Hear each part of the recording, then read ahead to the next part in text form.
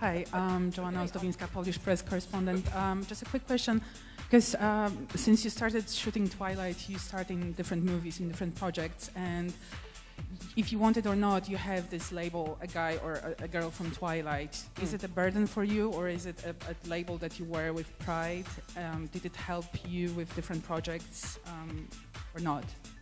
Yeah, I suddenly, like astonishingly become. The access that we all have is ridiculous, and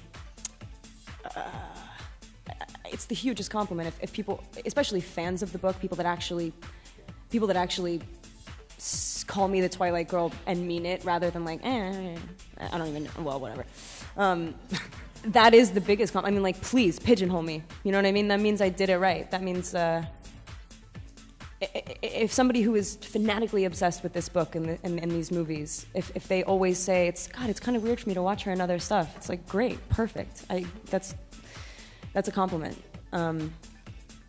So no, man, it's done like it's thrown me into the greatest position I could ever possibly, like, fake cool. Like, this isn't even. I mean, the access and the challenge that we have ahead of us, like.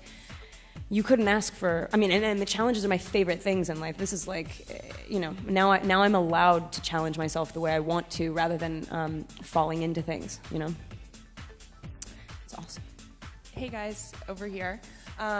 So there was so much hype in the first Breaking Down Part 1 about the sex scene. So I'm asking this for the fans. Mackenzie, I feel like you have to cover your ears. I'm sorry. Are we going to get some vampire sex scenes? I mean, Kristen, Rob sort of threw you under the bus, saying it was your fault that it was almost R in the first one. So what can you tell us about this? The ratings, man. It's a tricky thing. I think. How do you have Mackenzie go away? How do you have, like, because we're supposed to have mind-boggling, otherworldly sex in Breaking Dawn 1, and so and like we really.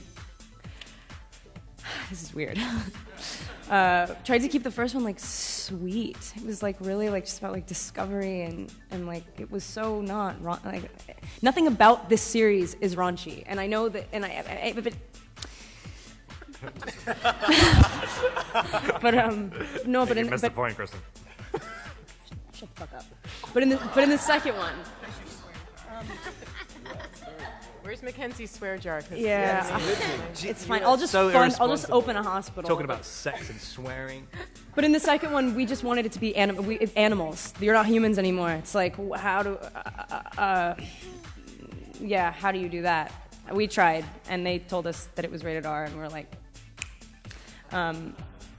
so yeah, I'm gonna stop. Okay, well, we only have time for 2 more questions. I think someone has a mic over here. Hi, Stephenie. Sorry to go a little, I'm over here on the left. Sorry to go off topic, but can you tell us a little bit about the host? Like, did you write the second and third books? And can you tell us, how were you trying to achieve the same kind of, like, love triangle in the first, with the first Twilight? No, actually, the host was totally a palate cleanser for me. I wanted to do something a little different than just romantic love. I mean, romantic love obviously is in there because I enjoy writing about that and kind of living it a lot. There's nothing coming out soon in that series book-wise. As far as the host movie goes, I'm really, really excited about it. It's beautiful, so I can't wait for people to see that one. Hey guys, Mark Walters with BigFanboy.com, and I guess I'm honored to have the very last question in the very last Twilight press conference to ever be held. If for each of you, everybody, is there one particular personal memory that you'll take away from this? Maybe like a prank on the set, something that happened that just really sticks out in your mind from the whole experience that like you'll always have?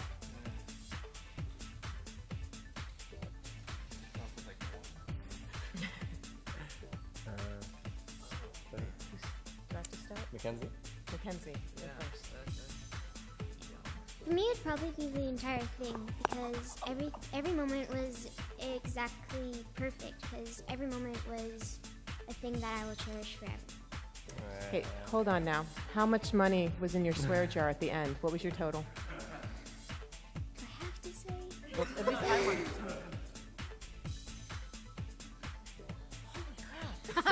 know. She never got a dime from me, though. That was really good. Or Taylor. Good job, Taylor. As far as pranks, I will just say that I won. You did. I did. But I think one of my favorite memories, last week of shooting, we were doing the nighttime wedding stuff.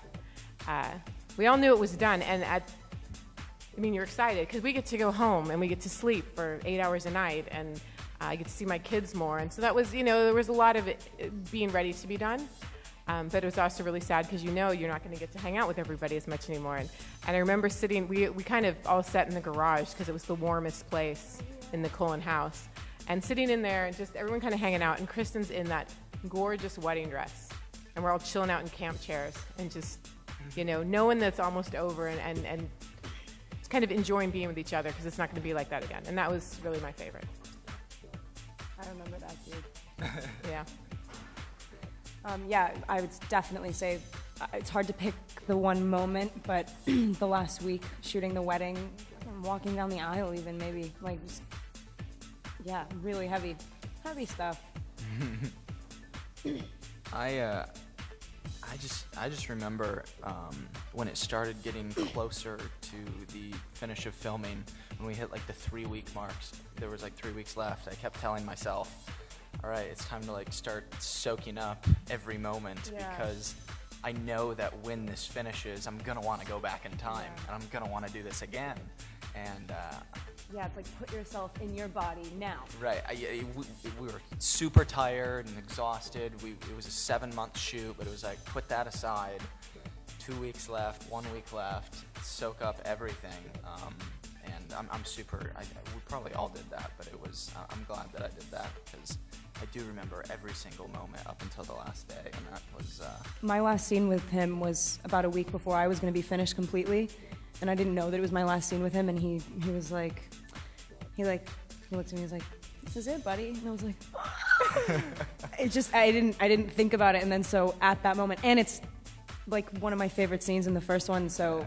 we were already being emotional. It's when we danced together after the wedding, and it was wow, this is what it's about, man. Yeah. It felt really good. Yeah. Wow. That's really good answers. I was thinking about pranks and stuff.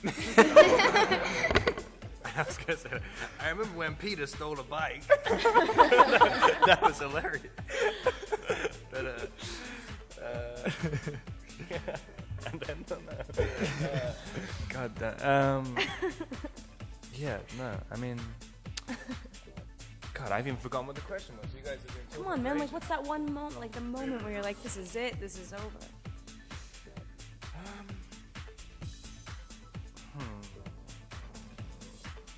I think some of the stuff at the beginning, even just going to Brazil, it was what is happening? What we've been doing this for years, and now we're in Brazil in a boat.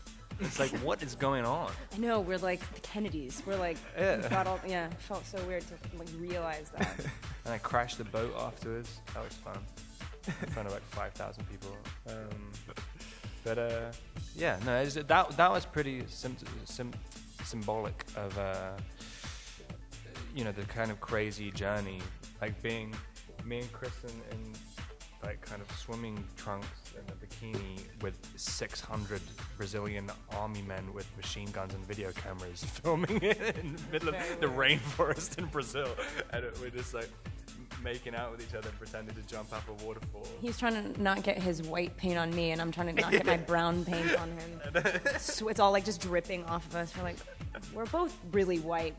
Let's no more makeup. Come on. It's ridiculous. But no, it was fun, and the whole thing's just been such an insane experience.